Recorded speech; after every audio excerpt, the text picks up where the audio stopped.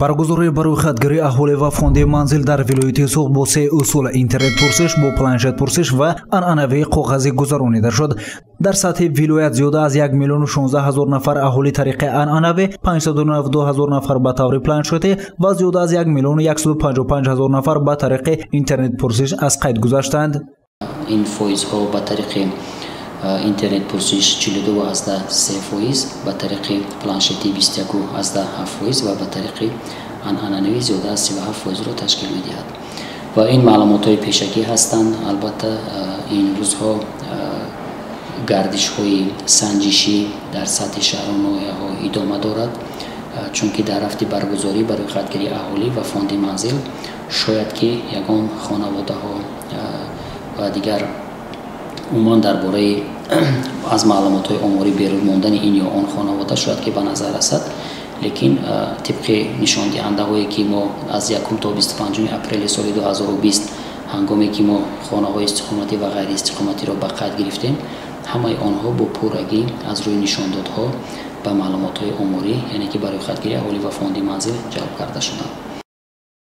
барои хатгирии аҳолӣ ва фонди манзили ҷумҳурии Тоҷикистон дар 10 сол як маротиба доир мегардад. соли 2010 дар вилояти Суғд 1 миллион 930 ҳазор нафар аҳолӣ ба қайд гирифта шудааст. маълумоти омории аҳолии вилоят барои соли 2020 се моҳи аввали соли 2021 ба нашр мерасад.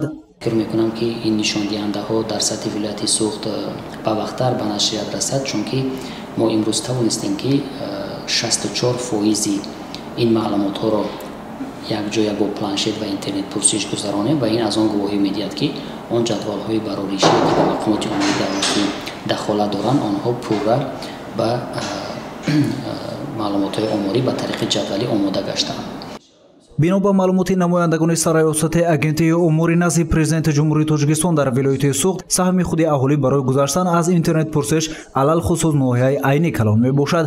набудани соҳибхона дар манзили зист ва набудани аҳолӣ дар қайди маҳаллаҳо мушкилоти асосии кормандони муваққатӣ ва асосӣ дар вақти барои хатгирии аҳолӣ ба ҳисоб мерафтанд, гуфт ҳокимбек Накатзода.